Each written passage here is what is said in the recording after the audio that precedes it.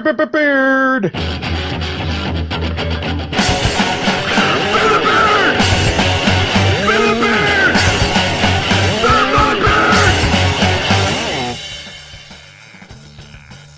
From the Fans Talk Podcast family at fanstalkpodcast.com, this is episode 265 of Fans Talk Pro Wrestling. And tonight, we ran into some schedule conflicts that caused us to miss some wrestling.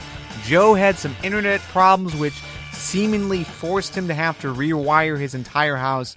Today was a mess. This entire week was a mess. So apologies. No regular show this week. However, we did have a 30-minute conversation that we recorded about a month and a half ago, where we took your questions and talked about them. That's what you're going to hear today. We're going to be back in full force next week, but here's just a glimpse of our upcoming schedule with you.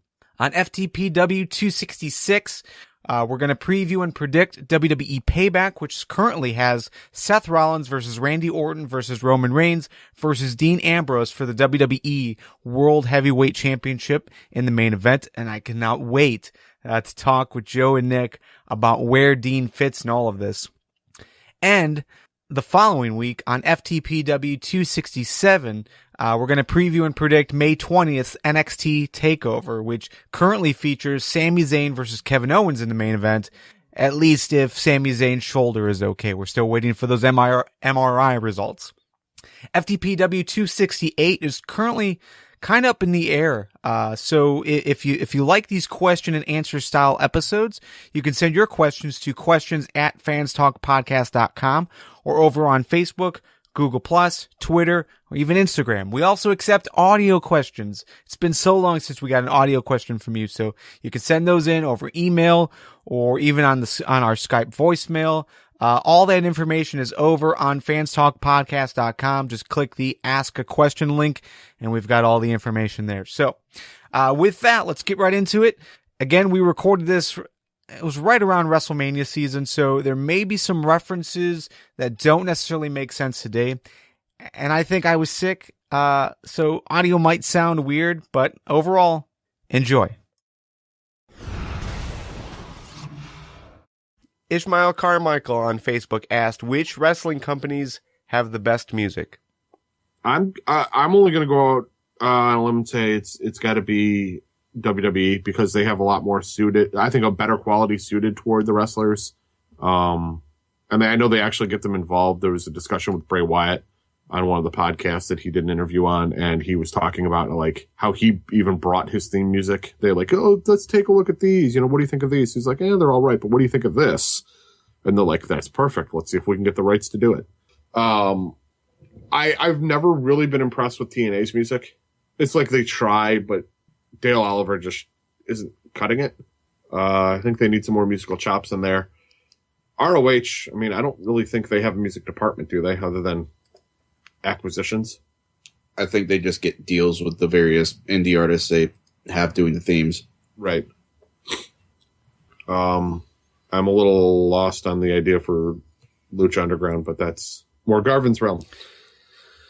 Yeah, I like Lucha Underground's music, but I wouldn't necessarily say it's the best. WWE is the best overall.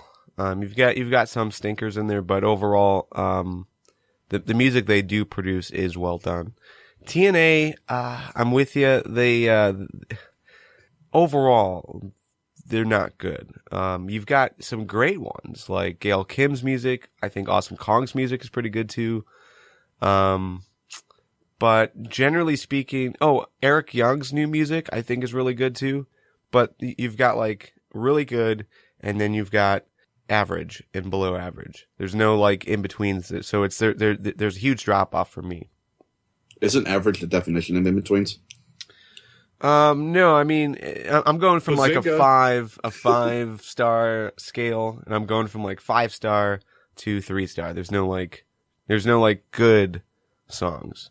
There's just average and below. Like there's okay songs, but I wouldn't necessarily say any, like outside of those three that I named, no other songs really rank up there as far as good enough songs to say that TNA has good music. I don't know. The Revolution theme is pretty awesome.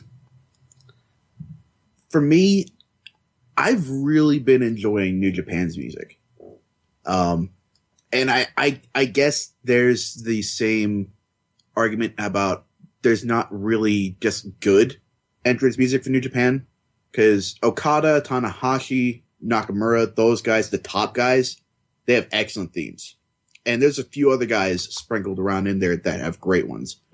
But then you start getting into some of the lower card guys or some of the older guys that have been around for donkey's years, and it's the old stuff from like the 80s and 90s, and that's not too great. I guess, yeah, in terms of both quantity and quality, you kind of have to go with the WWE just because of the sheer number of great tracks, specifically in NXT. Those guys have been knocking out of the park for the developmental talent. TNA, I guess I'm in line with you, Garvin, as far as their overall quality. I think I would rank more entrances up there in the really good ones. I really enjoy Austin Aries' theme. I don't know why that gets so many knocks. Just because it's instrumental. And yeah, I don't know why that is. It's generic. Yeah, but I don't think you say that, but theme doesn't need lyrics. Yeah. I mean, I can immediately recognize Aries' theme. I've heard people say they can't, and I guess to each their own. I don't get it personally, but yeah, I think the music that has lyrics in it are distracting.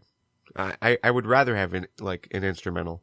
A little bit of lyrics isn't necessarily bad. I mean, like Page's is good because there's no lyrics.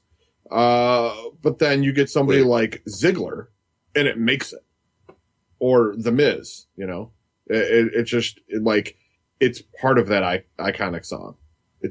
But they're not terribly heavy in lyrics either. I think in some of the TNA's music has been a little difficult because I think they get a little too heavy on lyric. Like, you actually have to listen to it.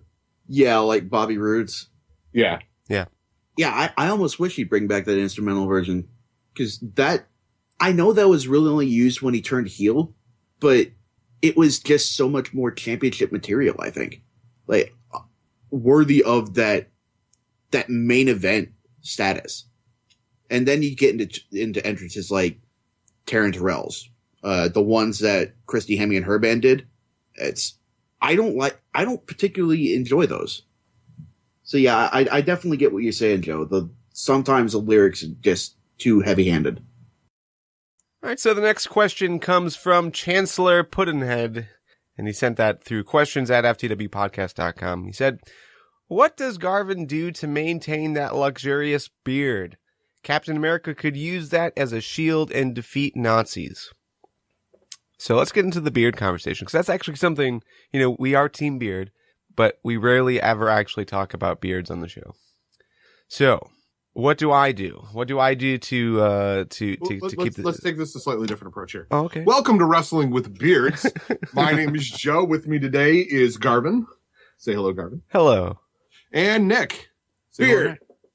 Yes, welcome to Team Beard. And so, Garvin, how do you maintain your luscious, sexy beard? It's funny, but honestly, I don't do anything.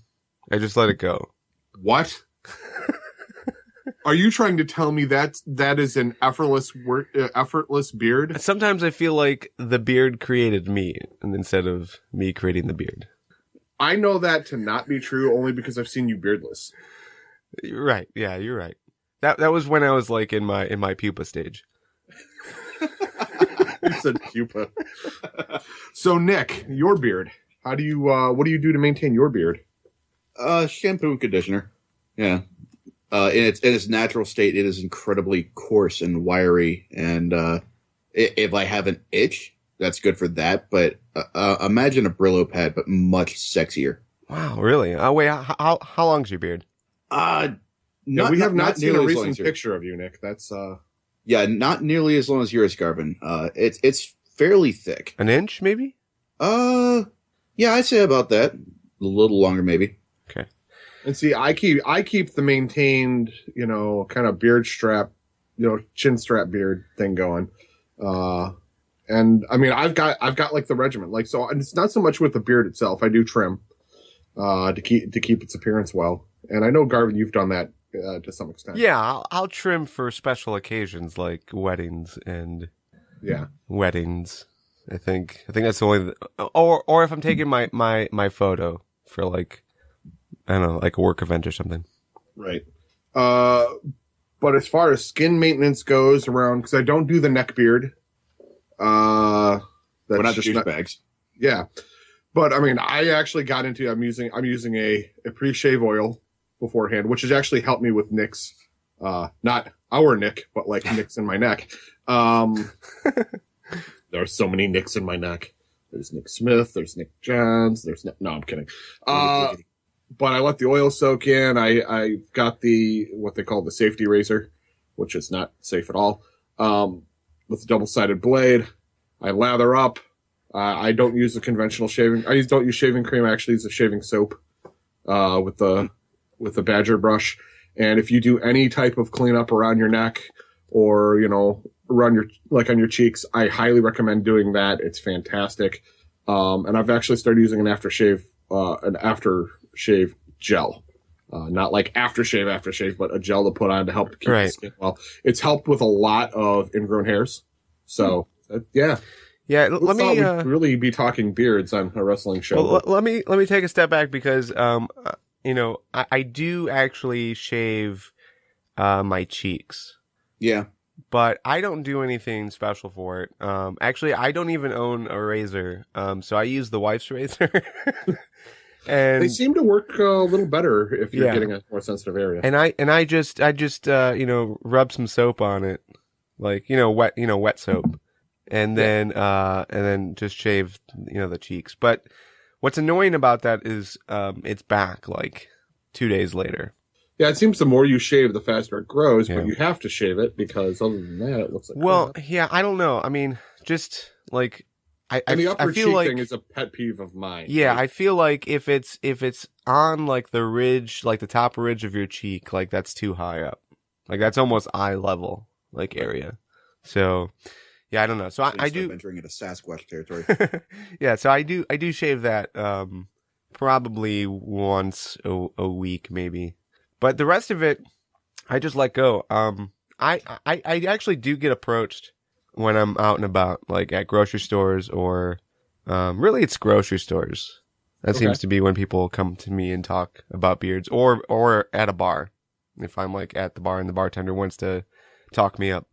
But yeah, I don't really do anything. I know there's a lot of people that like, they suggest that you should shampoo it, once a week or condition it, once a week. I don't really follow any of those directions. I think, honestly, I'm like a once a month guy for like the full shampoo and condition. Yeah, I've got a product that's called like Dr. So-and-so. It's like beard balm. Yeah. And while it does help condition the beard itself and adds a little nutrient, I actually find myself getting a little more flaky. It's supposedly like a leave-in kind of thing. And I don't think so. Yeah, I mean, I get like tangles every once in a while, but I'm not necessarily running my fingers through my beard all the time, and neither is the wife. So, oh, excuse me. Okay, no dying. So yeah, I don't really run into a need to like, I don't know, take care of it. It like take care of itself kind of thing. So I don't know. It's just weird. But I do trim it maybe once every 6 months or so. And then, maybe it's closer to 3 months. But there was a Santa guy that I followed on Twitter, and I asked him some questions about a year and a half ago, and he suggested that you cut like a third of an inch off once every 2 months to get like Santa level beard. But I hit a point when I just stopped growing. So like I don't think I'm really getting any larger with my beard. I think my beard's been pretty set for the last year. Yeah, it seemed, if anything, it just gets a little more full. It doesn't seem to be growing in length. But I don't know if that was general beard maintenance that was keeping it at a certain length or... No, yeah, that seems to be the case. I remember in high school, I was growing it pretty long. I was getting it to the point of it was starting to look like Ian Scott. of Anthrax fame. Right. Not quite that long. I never accomplished that before I had to start chopping it off. But like, I was getting to the point where I could braid it Viking style, and I haven't gotten to that point again. Seems like ever since I started cutting it regularly. Yeah, I definitely have noticed that it's getting thicker, but for sure it's not growing any longer. So I don't know if I could do that if I trimmed it more often, but I don't know. I don't know if I want to. So, anyways, next question. Pink Mania Diane Pie also sent in a question. Questions at ftwpodcast.com. And Pink Mania asked, "Have you guys ever broken anything in a fury watching wrestling fans?" Wait, Wait. I'm sorry. Let me. I was reading ahead. Sorry. Have you guys ever broken anything in a fury while watching wrestling? Let's start there. There's a second part of the question, but I'll get to that in a second. I don't ever remember breaking anything. I did almost witness my wife like break someone. The Royal Rumble when Karma came out. And my wife was just about to go in another room down the hallway, and she heard the music, and she comes running out and just shoved whoever was standing there in front of the TV. Why they were standing right in front of the TV, I have no idea. Probably they just jumped up, and she just ran in and shoved them and stood there right in front of the TV, which was awesome. But me personally, I don't think I've ever like broke anything. Maybe as a kid when Undertaker put Ultimate Warrior in the coffin and locked it. I remember going around my room doing like the Ultimate Warrior, like, you know, the arm pumping thing where he pumps himself up, you know, where he kind of hulks up. Right. Reaches to the sky. I remember doing that, but, you know, I was like 5 or 6 or something. You know, I was young. So I think that's a little different, but I don't remember ever breaking anything. Yeah, I can't say I ever have either. I'm not given to that sort of thing. Like, I've never thrown a controller while playing a game. I've never broken a controller. I have gotten to the point where I get wrapped up in a match enough to the point where I'm gritting my teeth so hard that my jaw actually starts to ache. That's just a problem I have when I get into anything, is I eventually start locking my jaw. But yeah, breaking anything, no. Yeah, I have like my personality doesn't allow me to get really angry about something. So I can't say I have either. I think the loudest I've ever gotten as far as anger goes towards a wrestling event was last year, Joe. It was when I can't even recall what the scenario was, but RVD didn't lose. And it, oh yeah, I was so angry Good about job, it. Rob. Yeah, Garvin just jumps up and goes, "No, it was a triple threat elimination match." That's right. And something like that. And we didn't want RVD to win.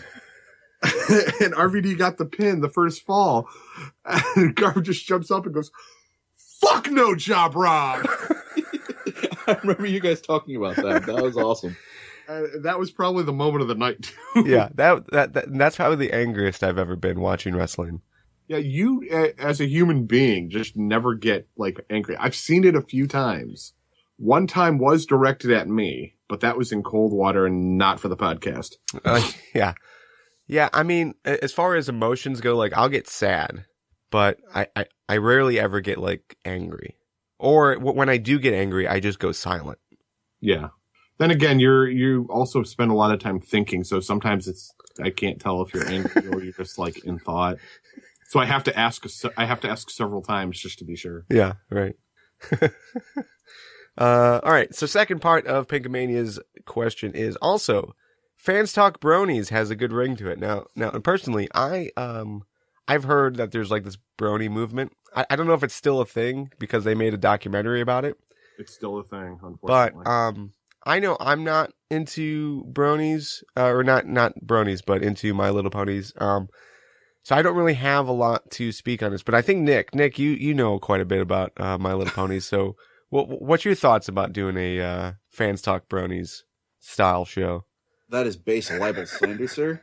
I am not Deuce.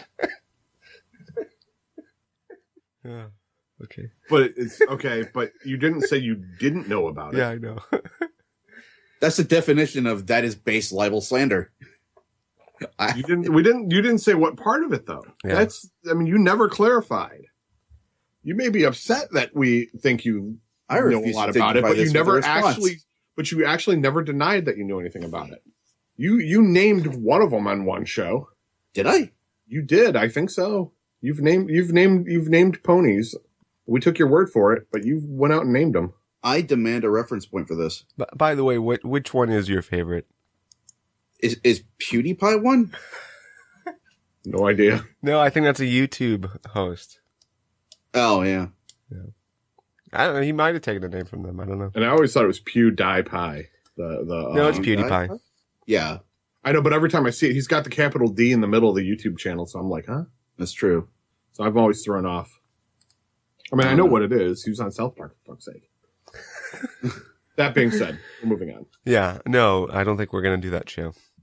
Martin, and this isn't so much of a question, but this was posted in the Facebook group, and I definitely think it's worth talking about. But he said, this is hard to say, but I don't love wrestling anymore. I watched it since 1986 with the back end of World of Sport in the UK, the rock and wrestling era, new generation, attitude era to the modern day, but I'm bored with it. As bad as WWE is right now, everyone else is worse. What's your thoughts on Martin's viewpoint? I understand where you're coming from. I get it. We've actually seen a lot of wrestling podcasts drop off the face of the planet or off the interwebs because people just fall out of love with it. People fall in love with the product, and I get it. Like, I've had my downturns on it, where I just I don't want to watch. I don't feel like I need to. It's not going the direction I want it to. But, I still keep doing it. I still do find some enjoyment of it, but I get it. The only thing I can say is, okay, so stop watching. I'm not saying oh, well, fuck you, stop watching. I'm just saying, if it's not working for you, yeah, you don't have to pay attention to it. It's television. It's entertainment. If you're not enjoying it, why watch it? I stopped watching Walking Dead. I didn't enjoy it. I stopped watching it. What is wrong with you? Hey, at least I'm still watching Comic Book Men. But if you're not enjoying something, don't watch it. And maybe, give it a few months or even a year. I mean, we'd still love you to check in with us, but take some time off.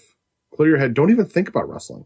Then come back and check out a show or two. Or go to, one thing that's always sparks it for me is going to an indie show. Find an indie show, even if it's abysmal. See if you can find something you like about it. Even if it's, hey, the one ring rat's actually kind of hot. Something. Just, and see if it sparks your interest again. Yeah, there actually is quite a few people that I'm aware of that took 2-year long breaks from wrestling and then finally just got back into it. So I think taking a break is a good thing. The nicety about wrestling is it's always going to be there. At least we assume. But it's been there for the last 20 years and so on and so forth. So I think for sure if you consider yourself a wrestling fan and aren't into what's going on, so many people try to force themselves to continue watching because they're quote unquote wrestling fans, even though they hate everything that they see on TV. They're just not into the product, but they still watch it and then they complain about it. And I don't think that's a good way to live life. And, your time is as precious as you make it. If you don't like wrestling, then don't watch it. But again, take a break, come back in a couple months, see if your opinion has changed, if that break has helped you out. There's quite a few people that we know, Joe, that they don't necessarily watch the product every single day, but they do watch pay-per-views or they do watch the big 4 pay-per-views. Right. Which is also acceptable. Yeah, I've never really experienced something along these lines. Not to this extent. I've had periods of time where I'll get tired of a certain product, like the WWE, or I experienced this with hockey, with my hometown team. I wasn't enjoying it, and I got to the point where I was just bitter about everything. So, yeah, it sucks to get to that point, and I mean, I really hope you don't Martin. I really hope that's not the case. I've seen where you've been watching Lucha Underground lately, and you seem to be liking that. So that's great. And really, I think that's the answer is to, if not tune out for a little while and then come back and see how you like it later, get into other flavors of it, like Lucha Underground, like Lucha Libre in general. So you can get your hands on some Japanese wrestling. I know that wrestling in the UK is making a resurgence. I've heard of Preston City Wrestling. I've heard of Insane Championship Wrestling. I know there's a bunch of others. Yeah, like Joe said, see if you can track down an indie show. Go hit that up.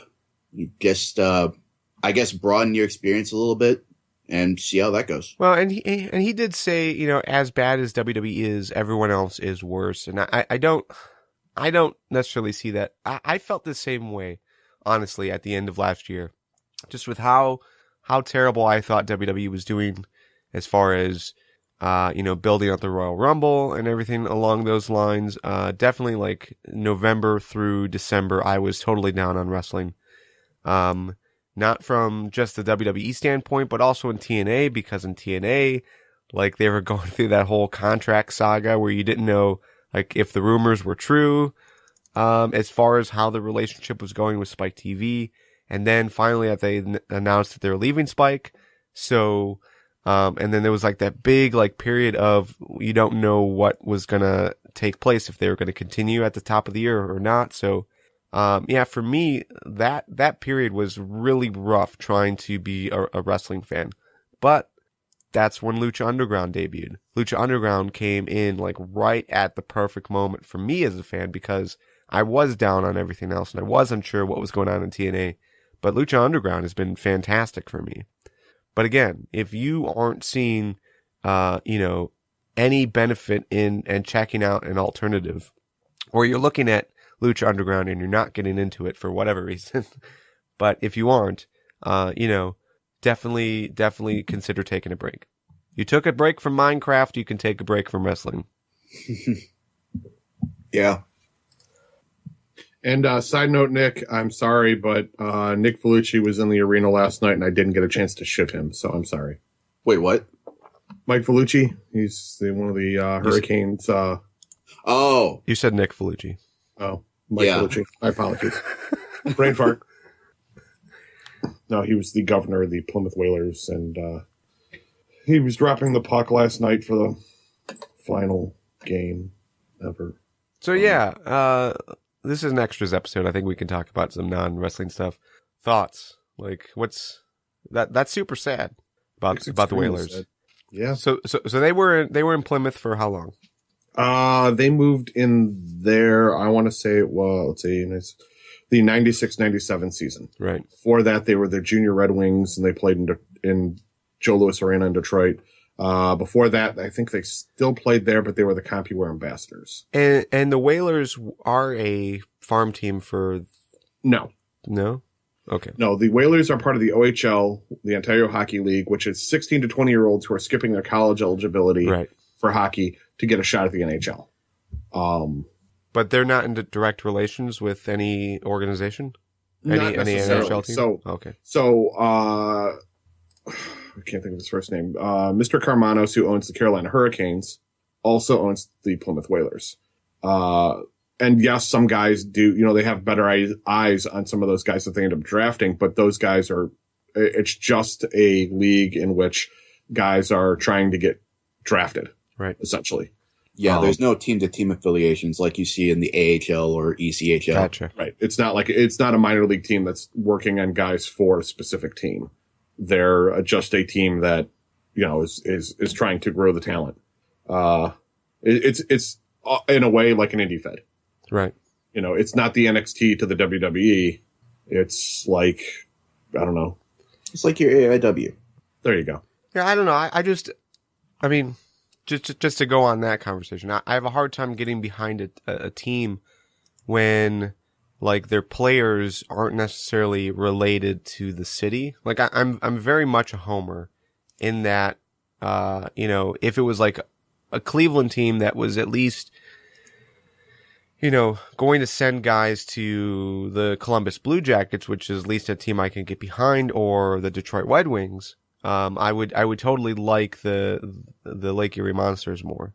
But because they're a farm team for the Avalanche, like, I have no interest in the Avalanche. I have no interest in even trying to follow the Avalanche. So to me, I have like a hard time getting behind that. Gotcha.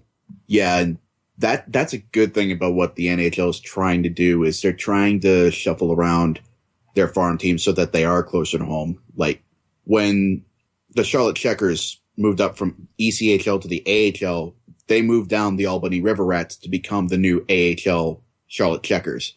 So our affiliation is with the Carolina Hurricanes, and obviously they're over in Raleigh while we're over in Charlotte. So that brings them closer together. And yeah, they've been doing a lot of reshuffling for that. The problem with the Lake Erie Monsters is if they call somebody up, that's like a 4-hour plane flight. Right. Yeah. To get a guy to the game if it's at home. If it's somewhere else, obviously it's not as bad. But to have a guy, you want a guy you want a team near your major team so that if somebody goes down, with an injury, it's very quick. You can get them with the team and out the door. Yeah. As opposed to, okay, well, let's coordinate this from across the country. Yeah, and it's the same deal when you're an East Coast team, but you're playing in the Western Conference of your league, like the Checkers are, and all your teams are plane flights away instead of bus rides away, and then you get called up because somebody in the parent team got injured. And that's why I'm glad the Detroit Red Wings moved from the Western Conference to the Eastern Conference. Yeah, all our damn games were West Coast, yet we're in freaking Detroit. Yeah. Yeah, and I'm hopeful that with the reshuffling of the AHL, that means that we're going to get back in the Eastern Conference where we belong. That just blew my mind how there'd be teams in like Illinois and Ohio that are playing in an Eastern Conference. We're further east than they are. That never made sense to me. Once again, thank you for sending in your questions. fanstalkpodcast.com. Click the Ask a Question link, and it'll give you all the details on how to send those questions to us. Hopefully we can do another episode like this because they're a lot of fun. And yeah, if you enjoy this show, if you enjoy what we do, consider joining us over on Patreon. We're asking for at least $1 a month. With $1 a month, We'll kick you some extra content, some exclusive content, also early access to episodes just like this. So, if you like what we do and you want to see us continue, definitely consider pledging $1 a month or more to help the cause. But that's it for Joe, Nick, and everyone who's sending questions and have supported us for the entirety of this podcast. We thank you, and we'll see you next week. Goodbye.